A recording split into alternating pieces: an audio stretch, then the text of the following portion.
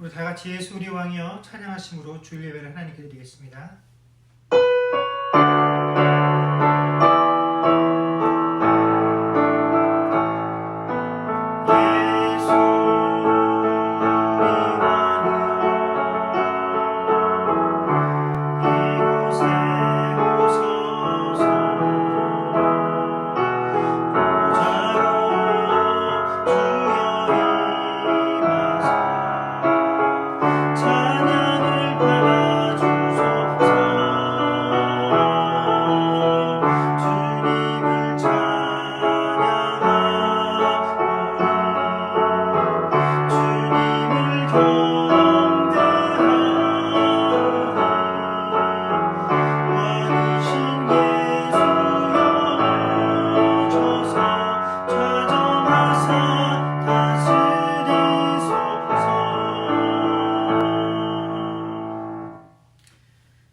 사도신경으로 신앙 고백하시겠습니다.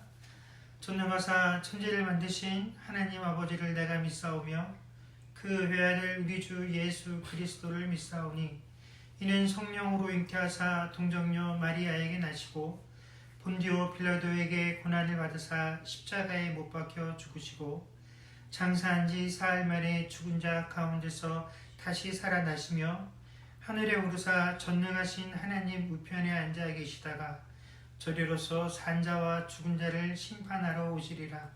성령을 믿사오며 거룩한 공회와 성도가 서로 교통하는 것과 죄를 사하여 주시는 것과 몸이 다시 사는 것과 영원히 사는 것을 믿사옵나이다. 아멘. 찬송가 312장 찬양하겠습니다.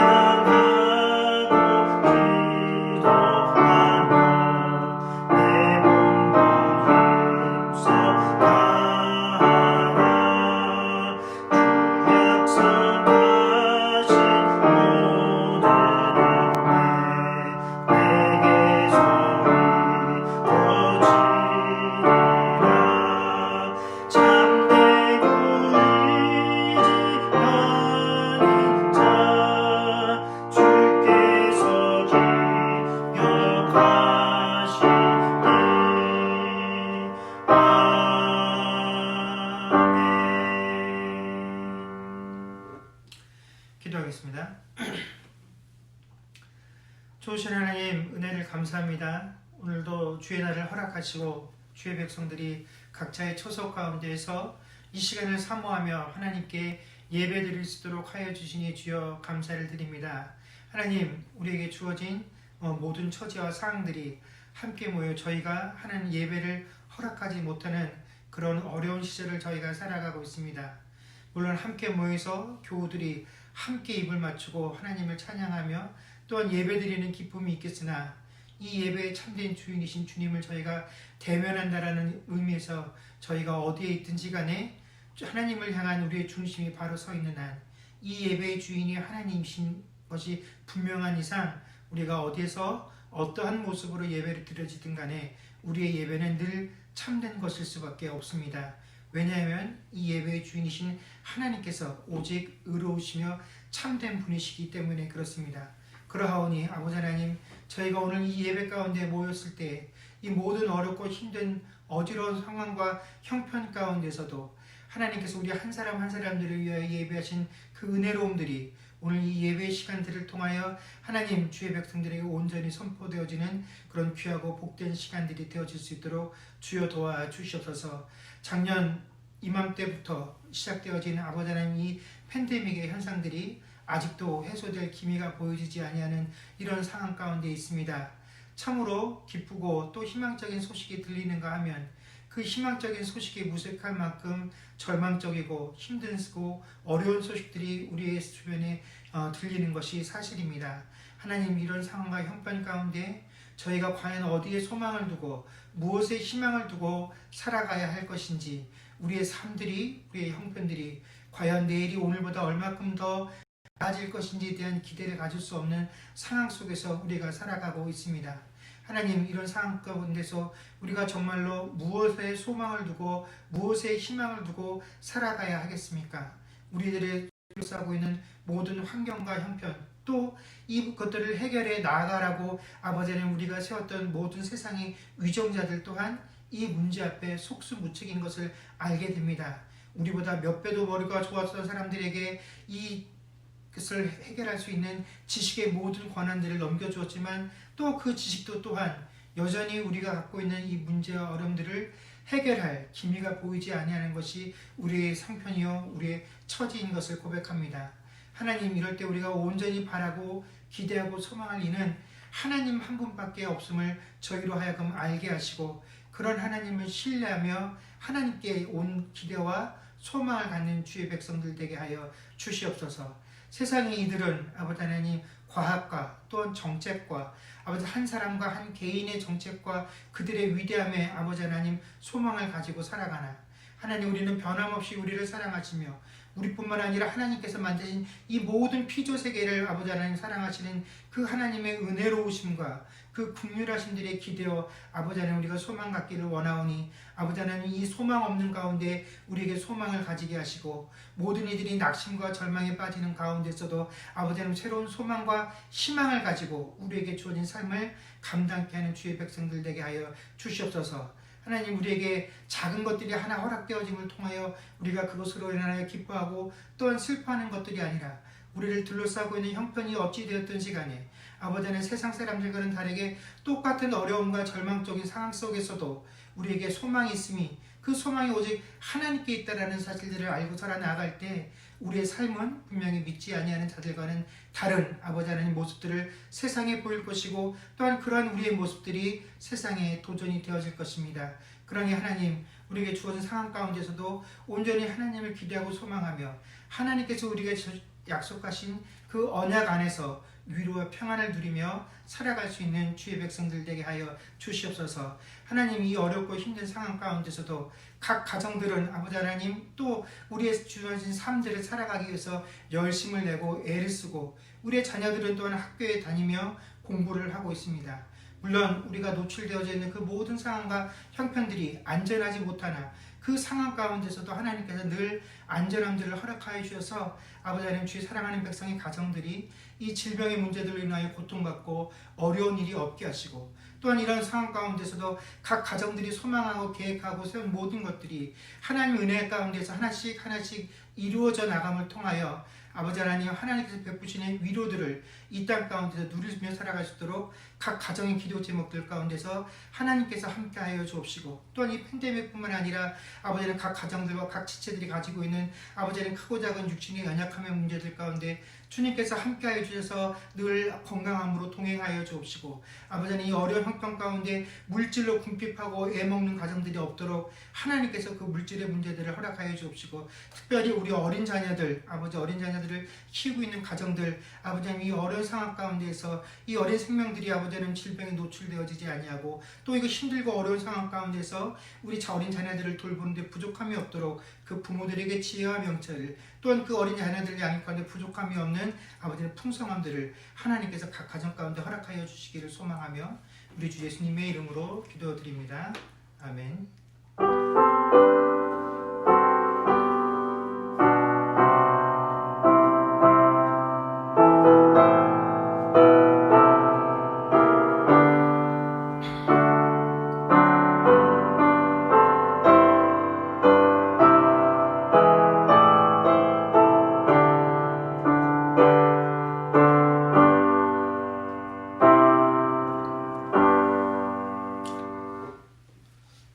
교회 소식 전하겠습니다.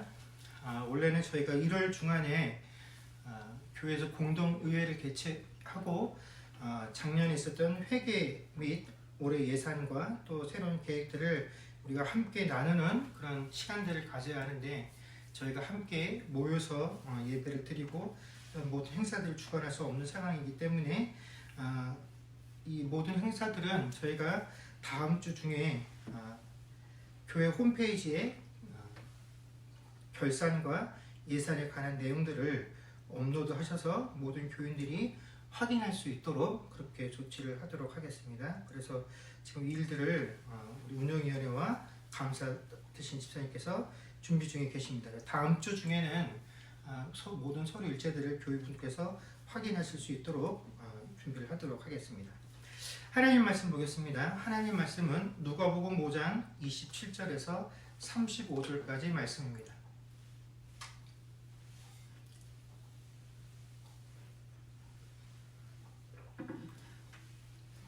누가복음 5장 27절에서 35절까지 말씀을 제가 봉독하겠습니다. 그 후에 예수께서 나가사 레위라 하는 세리가 세간에 앉아 있는 것을 보시고 나를 따르라 하시니 그가 모든 것을 버리고 일어나 따르니라.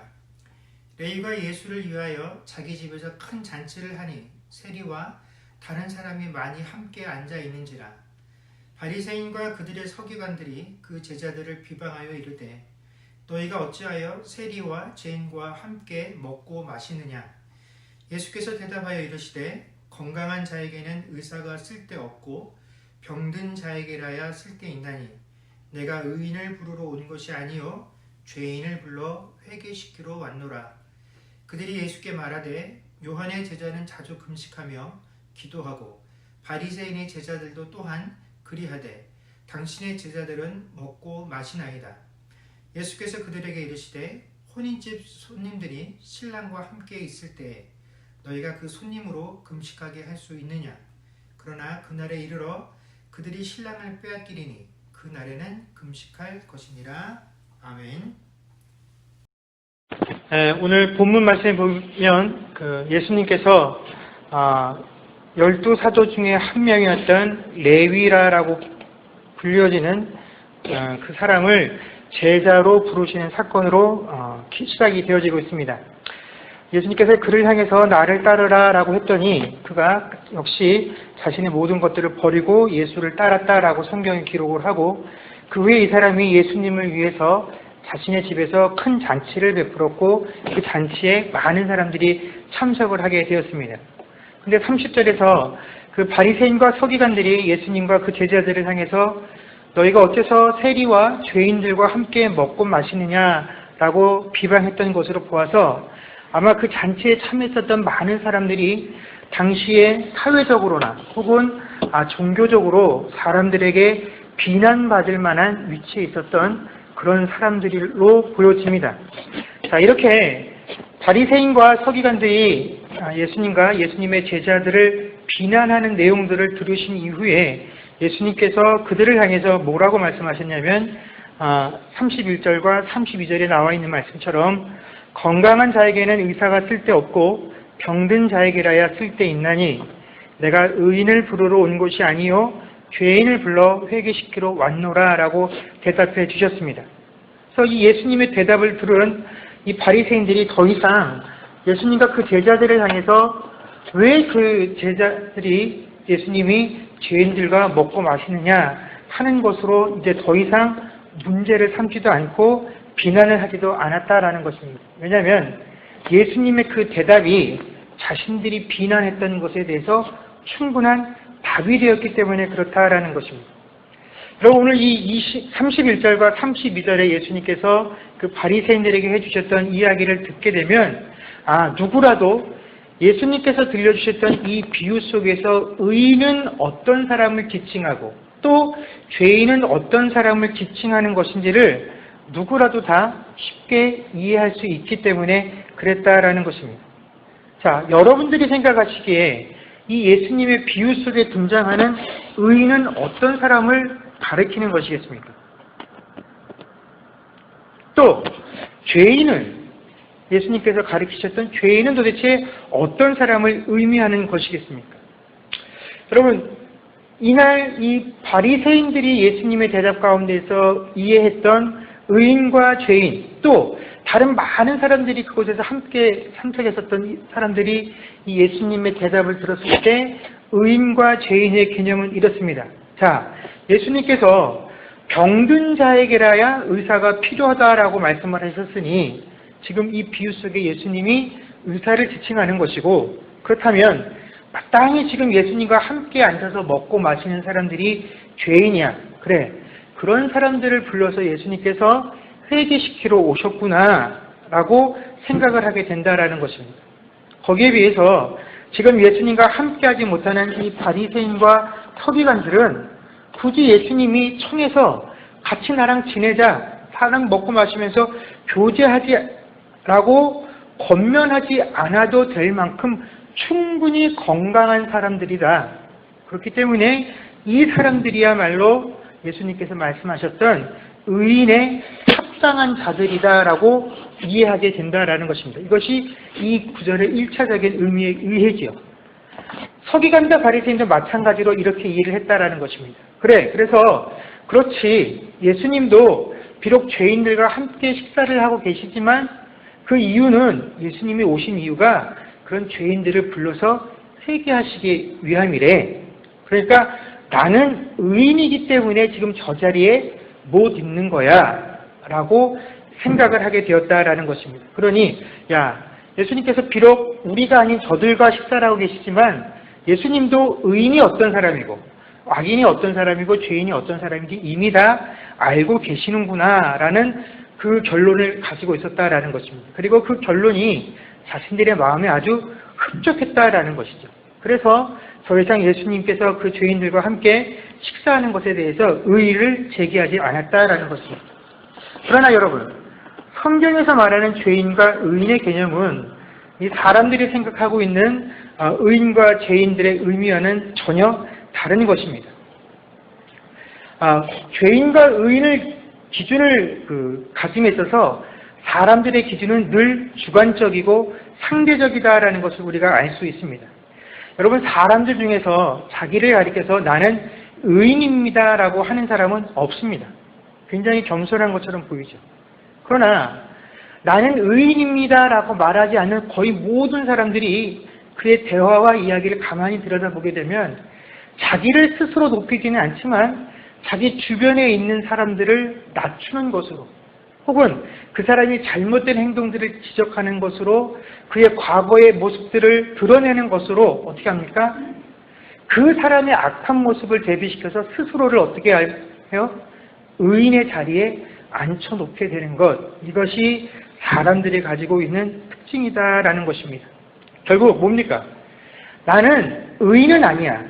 그렇지만 죄인은 더더욱 아니야 라는 것을 강조하고 싶은 것이 바로 의인과 죄인을 나누려고 하는 이 사람들의 심리다라는 것입니다. 그러나 성경은 우리에게 뭐라고 말씀하시냐면 이 세상에 의인은 단 한 명도 없다라고 말씀해주고 계십니다. 로마서 3장 9절에서 11절까지 말씀을 보게 되면 바울 사도가 유대인이나 헬라인이나 다 죄 아래 있음에 세상에 의인은 없나니 하나도 없다라고 선포를 하셨습니다. 왜 그러냐면 이 세상에 있는 모든 사람들 중에 누구도 스스로 내게 하나님이 필요해, 하나님이 아니고선 내가 구원을 받을 수 없어 라는 사실을 깨달을 수 없기 때문에 그렇다라는 것입니다. 스스로 하나님을 찾는 자가 없기 때문에 이 세상에 의인은 하나도 없다라고 사도 바울은 우리에게 이야기해 주고 있다라는 것이죠. 여러분 창세기 18장을 보면 하나님께서 소돔성을 멸하기로 하신 이후에 그 하나님의 계획을 아브라함에게 알려주십니다. 그랬더니 이 하나님의 계획을 들었던 아브라함이 하나님께 뭐라고 이야기를 합니까?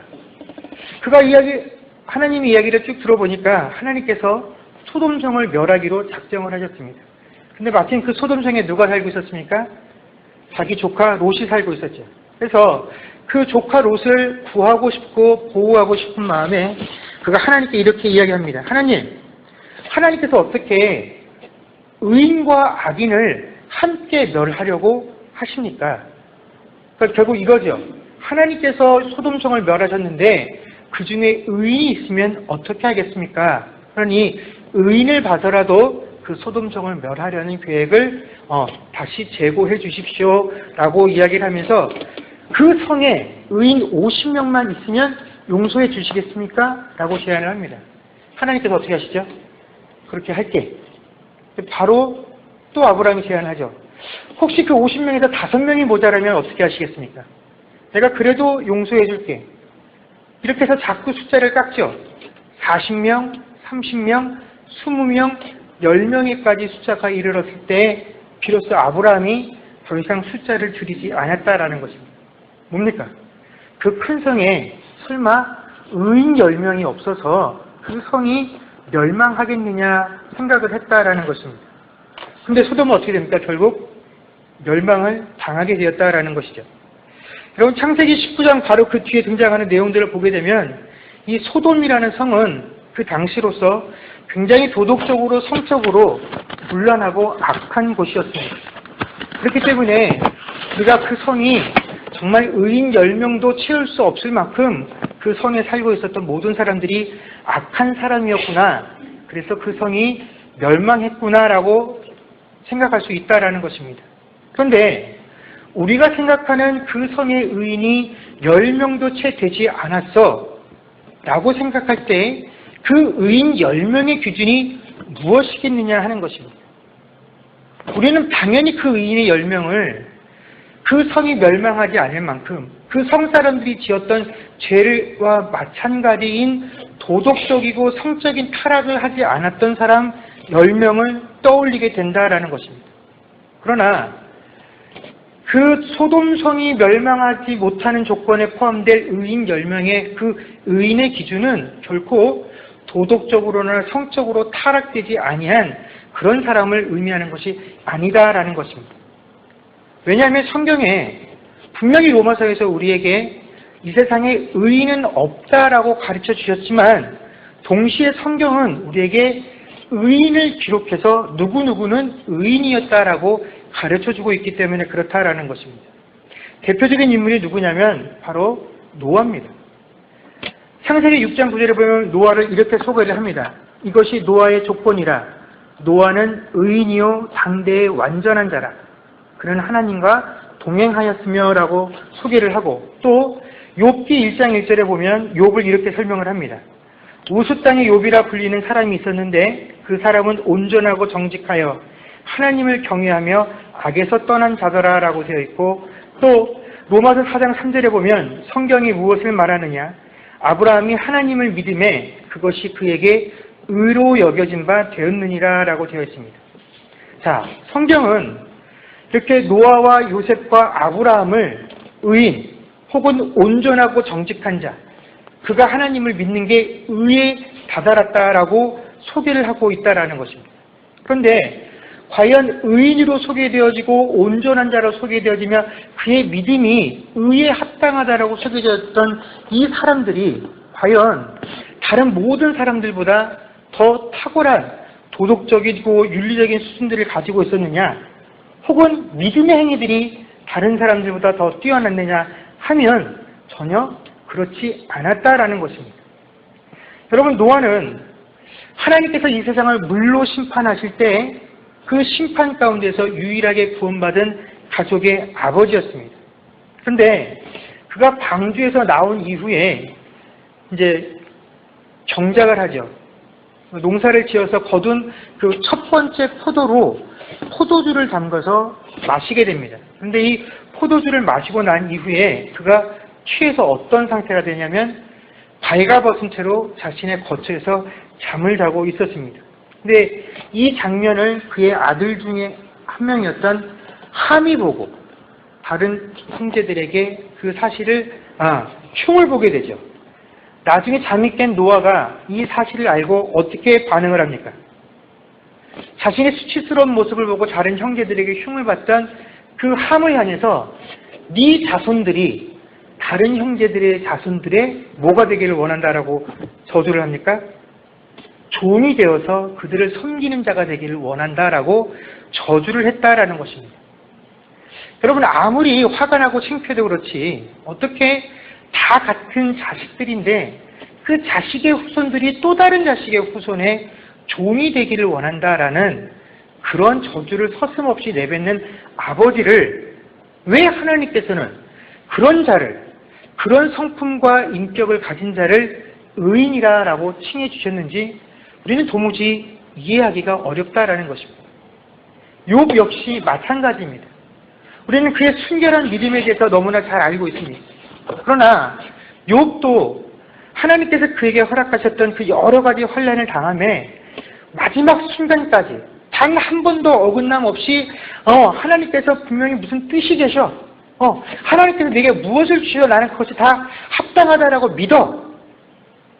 그것이 옳아라고 고백한 것이 아니라 그 욥도 우리와 마찬가지로 하나님께서 왜 나에게 이런 시련을 주시는지 의심을 하고 원망을 했다라는 것입니다. 나하고 전혀 다를 바가 없는 그런 사람인데 그런 사람을 향해서 하나님께서 뭐라 하셨냐면 그 사람은 온전하고 정직하다라고 평가해 주셨습니다. 도대체 무엇이 나와 다르기에 그 사람은 하나님 앞에서 온전하고 정직한 자라고 평가를 받았을까요? 아브라함은 더 심각합니다. 그는 분명히 하나님께서 그에게 후손을 약속해 주셨음에도 불구하고 그 약속을 믿지 못해서 자기 스스로의 방법으로 아들을 얻기 위해서 새로운 첩들을 얻었습니다. 그 첩을 통해서 이스마엘이라는 아들을 얻었지만 결국 그 이스마엘로 인해서 집안에 분란이 일어나게 되죠. 하나님께서 그를 가나안 땅으로 인도하시고 그 가나안 땅에 가뭄이 들었을 때에도 그 가나안을 떠나지 말라라고 말씀하셨지만 그는 가뭄이 들지 않았던 그 애굽 땅으로 피난을 했다가 하마터면 그의 부인과 생이별을 할 뻔한 그런 위험에 처하기도 했었다라는 것입니다. 그런데 도대체 이런 사람을 두고 왜 하나님께서는 그의 믿음이 의로 여겨진 바 되었다라고 할 만한 그런 믿음으로 인정을 해 주셨을까? 여러분, 이 사람들뿐만이 아닙니다.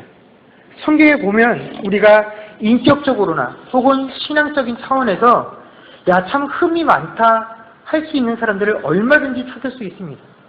그런데도 불구하고 성경은 그들을 당대의 의인이요, 완전한 자요, 정직한 자요, 그의 믿음을 의로 여김을 받았다라고 평가해주고 있다라는 것입니다.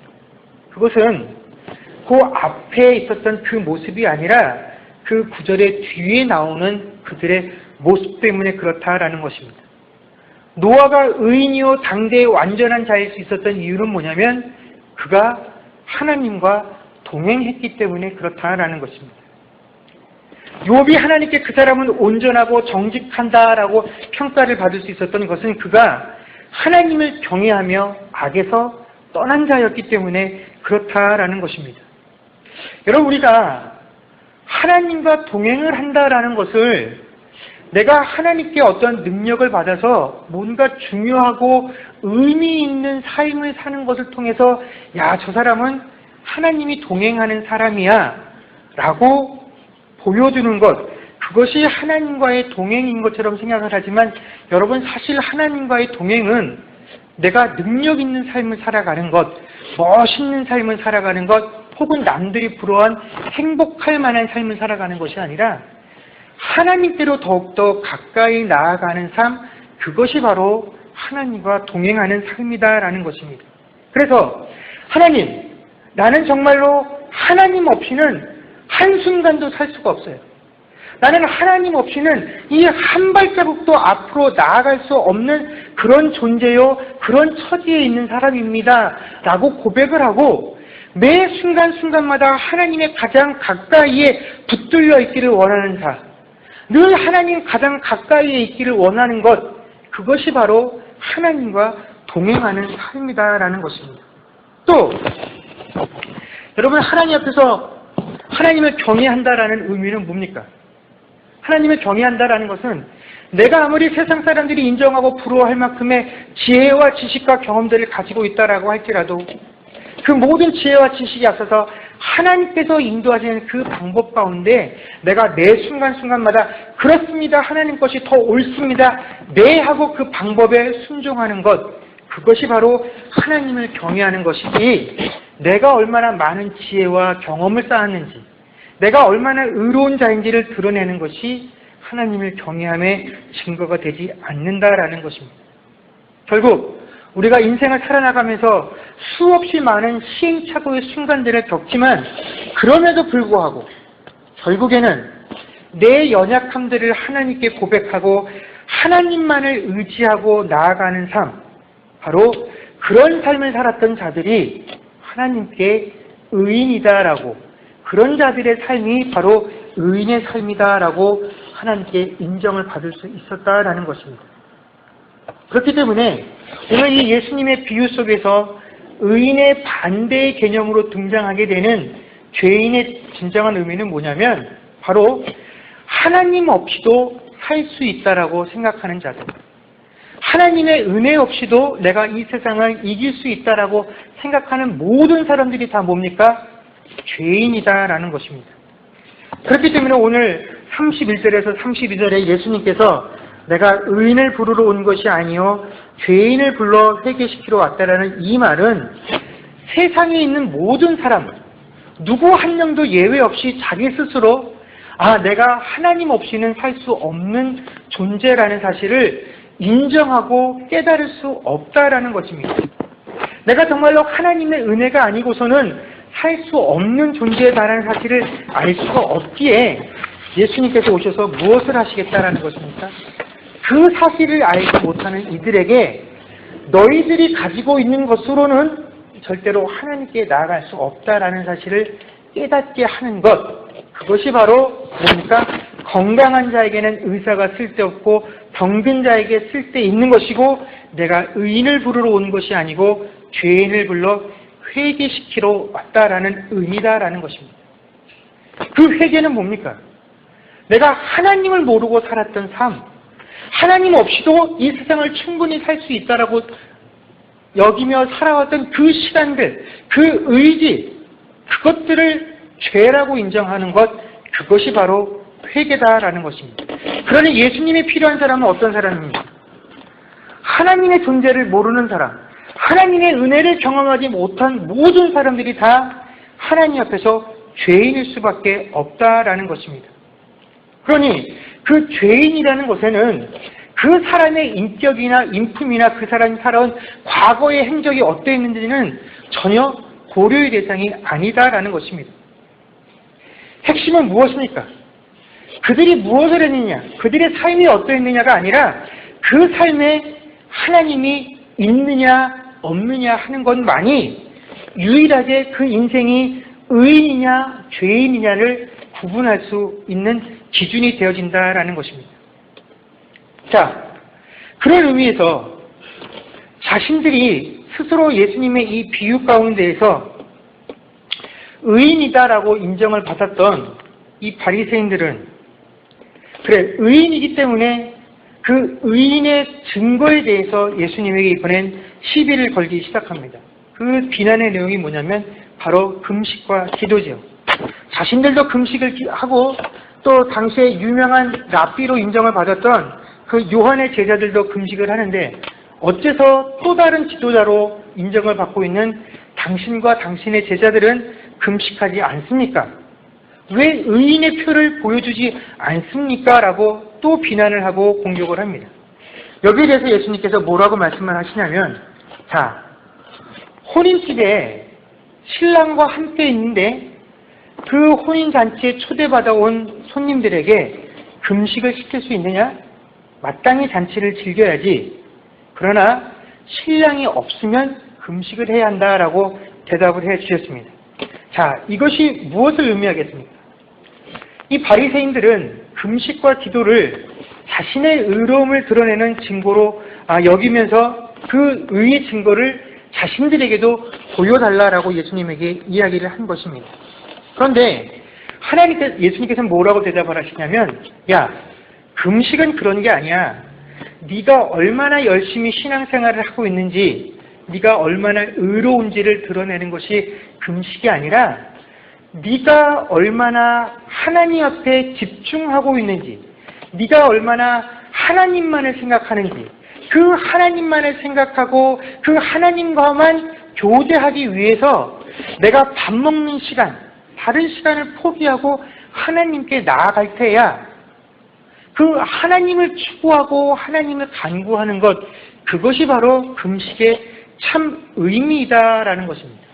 그런데 야, 이미 하나님을 발견하고 그 하나님과 동행하며 하나님께 온전한 자라고 인정을 받고 있는 그 사람들이 왜 금식을 해야 하느냐? 금식을 하는 이유는 그 하나님께 나아가는 방법이지 너희가 그 하나님과 있다라는 증거가 될 수 없다라는 것이 바로 예수님의 대답이시다라는 것입니다. 하나님을 찾으려면, 하나님께 더욱더 가까이 나아가기 위해서라면 그 방법이 금식이 되어질 수 있지만, 내가 하나님과 동행하는 자야 라는 증거로 금식을 사용할 수는 없다라는 것입니다. 그러니 너희가 스스로 하나님이 지금 내 안에 없다라고 느껴지면, 내가 하나님 아닌 다른 것들과 동행하고 다른 것들에게 더 가까이 나아가고 있다라고 생각하면 그 순간 너희가 금식하고 하나님을 찾으라 라고 대답해 주셨다라는 것입니다. 자, 오늘 본문 서두에 보면 예수님께서 예수님의 제자 레위를 부르셨다라고 되어 있습니다. 오늘 본문에 등장하는 이 레위라는 사람은 사실은 예수님의 제자 마태를 의미하는 것이죠. 그런데 왜 이 누가복음에서는 마태를 마태라고 기록하지 않고 레위라고 기록을 했을까요? 그것은 이 마태가 레위 지파 출신이라는 것을 강조하기 위함입니다. 여러분, 레위 지파가 어떤 지파입니까?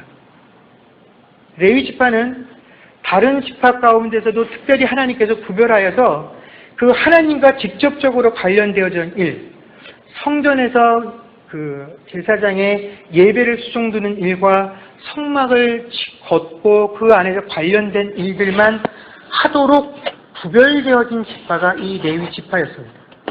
심지어 그들은 자신들이 먹고 사는 문제를 스스로 해결해서는 안 됩니다. 그러면 그 자신들이 먹고 사는 문제를 누가 해결해 줘야 합니까? 나머지 지파 사람들이 그 일들을 해결해 줘야 합니다. 자, 그렇다면 오늘 자신의 삶을 온전히 하나님께로만 전념을 하고 하나님께 드려야만 했던 이 레위 지파 출신인 마태가 그냥 세상에서 일도 아니고 세상 사람들이, 그 당시의 사람들이 로마의 앞잡이라고 여기며 혐오스럽게 여겼던 그 세리라는 직업을 할 수밖에 없는, 아니 그 세리라는 직업을 행하고 있다라는 사실을 보았을 때에 여러분, 가장 큰 죄인은 누구겠습니까? 비단 그 일을 행하고 있는 마태뿐만이 아니라 그 마태로 하여금 자신이 하나님 일에 전념하고 자신의 모든 생계를 책임져야 할 그 나머지 지파 사람들이 하나님께서 자신에게 맡기신 그 의무를 제대로 감당하지 못했기 때문에 여러분, 이 레위 지파 출신인 마태가 세리의 일을 할 수밖에 없었다라는 것입니다. 그렇다면 하나님의 율법을 더 잘 알고 하나님께서 우리에게 주신 그 계명의 내용들이 무엇인지 더 잘 아는 바리새인들이라고 한다면 그자가 마태를 보았을 때 그는 마태를 보면서 누구의 죄를 먼저 떠올려야 했습니까? 네가 하나님께서 너에게 맡기신 그 삶을 저버리고 어떻게 이런 수치스러운 일을 할 수 있느냐, 이 죄인아 하고 그를 정죄하는 것이 아니라 그가 그런 삶으로 내몰릴 수밖에 없도록 그를 방관한 나머지 11지파와 그 11지파에 속한 자신의 모습들을 돌이켜보면서 왜 내가 하나님께서 나에게 주셨던 그 약속과 그 계명을 제대로 이행하지 못해서 내가 그 약속을 제대로 이행하지 못해서 저자까지도 죄를 짓는 죄인으로 만들고 말았구나 하는 자신의 죄를 보지 못했느냐 하는 것입니다. 여러분, 그는 하나님에 대한 지식과 경험들이 풍부한 자였습니다. 또 하나님을 아는 열심도 뛰어난 자였습니다. 그러나 그 지식과 그 열심들이 하나님께로부터 나온 것이 아니라 나로부터 시작이 되었을 때 그는 오히려 하나님을 제대로 아는 것과 하나님을 제대로 섬기며 경외하는 삶에서 더욱더 멀어지는 그런 존재가 될 수밖에 없었다라는 것입니다. 여러분, 우리가 자꾸 신앙생활을 할 때 우리가 이러한 착각 속에 빠지게 됩니다. 내가 하루라도 빨리 하나님 앞에서 독립해야지. 내가 하루라도 빨리 하나님께서 내가 저 가포만 생각하면 아무 걱정할 것이 없어. 쟤는 지가 알아서 잘해. 난 다른 애만 신경 써주면 돼. 내가 그런 사람이 되어야지. 내가 빨리 하나님 앞에서 아무 걱정거리 없이 내가 모든 것을 다 알아서 척척 해결할 수 있는 그런 신앙 가진 그런 사람이 되어야지. 그런 신앙을 목표로 삼고 신앙 생활들을 합니다. 그리고 자꾸 내가 하나님 나 정말 어려워요. 나 정말 못 살겠어요. 하고 하나님께 징징거리면서 매어 달리는 것을 마치 연약함의 증거인 것처럼 생각들을 하고 받아들입니다. 여러분, 그러나 우리 신앙의 목표는 건강하게 되는 것이 아닙니다. 여러분, 우리 신앙의 목표는 사람들이 보았을 때 저 사람 정말 신앙생활 잘한다. 의인이다. 그런 삶이 되어지는 것이 우리 신앙의 목표가 아니요 자랑거리도 될 수 없다라는 것입니다. 여러분, 하나님 앞에서 나는 못 살겠어요. 하나님이 다 해주세요. 하나님, 저는 환자입니다. 저 스스로 못합니다. 하나님이 고쳐주세요. 라고 고백하는 것은 절대로 부끄러운 것이 아닙니다. 내가 하나님 앞에서 환자인 것, 이거 창피한 것 아닙니다. 내가 하나님 앞에서 세상 사람들한테 아직도 저렇게 회개할 때 맞고 저렇게 하나님께 매어달리지 않으면 살 수 없는 인생이네. 그런 이야기 듣는 것이 중요한 것이 아닙니다. 내가 죄인이라는 사실, 내가 연약하고 아프고 환자라는 사실을 모르고 죽어가는 것, 여러분, 그것이 정말로 하나님 앞에서 위험한 것입니다. 여러분, 매 순간순간마다 나의 연약함을 주께 아뢰십시오. 그리고 하나님 살려달라고 하나님께 간구하십시오. 늘 하나님 곁에 꼭 붙들려 있으십시오. 하나님 한순간도 나를 놓지 마십시오. 그리고 하나님께 계속 징징거리십시오. 여러분, 이것이 하나님께서 찾으시는 의인의 모습입니다. 이것을 하지 않는 자들에게 내가 그것을 가르쳐 주러 왔다라고 하나님께서 말씀하신 겁니다. 너희들 나 없으면 못 살아. 끊임없이 나한테 매어달려. 끊임없이 나에게 간구해. 너희는 환자야. 너희들 스스로 너희를 못 고쳐. 나에게 고쳐달라고 매어달리려. 그런데 그 사실을 모르는 자들, 그 사실을 인정하지 않으려는 자들, 자기 스스로 자신의 연약함들을 고치려고 하는 자들, 그런 자들이 죄인이다라는 것입니다. 내가 그런 자들을 회개시키러 왔다라고 하나님께서 말씀하고 계신다라는 것입니다. 여러분, 오늘 본문 말씀의 제목이 누가 죄인인가입니다. 여러분, 우리 스스로에게 한번 질문해 보십시오. 나는 하나님 앞에서 죄인인가 의인인가? 다른 사람들에게 칭찬받아서 의인이 되어지는 것이 아니라 내가 하나님께 매어 달리고 있을 때에 하나님 없이는 살 수 없다라고 인정할 때에 그것이 바로 하나님이 찾으시는 의인입니다. 여러분, 세상 사람들이 뭐라고 하든 나와 옆에서 함께 신앙생활하는 이들이 나를 뭐라고 하든 우리는 하나님 앞에서 의인이다 칭함받는 것이 중요합니다. 부디 하나님 앞에서 의인이라 칭함받을 수 있는 저와 여러분들이 될 수 있기를 주의 이름으로 간절히 축원합니다. 기도하겠습니다.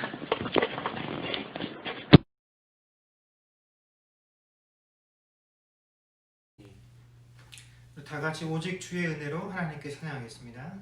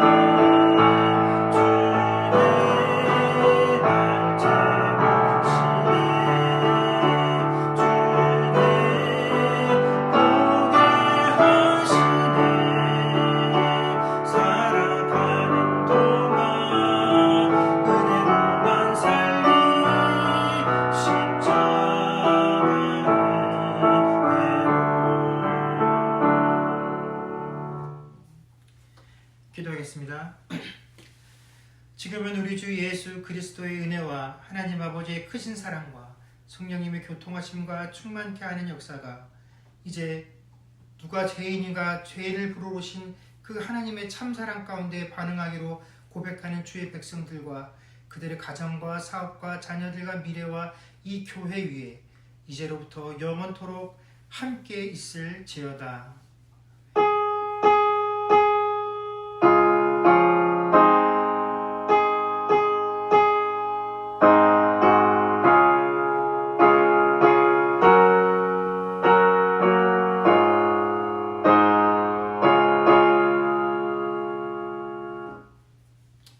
예, 감사합니다. 예배를 마쳤습니다.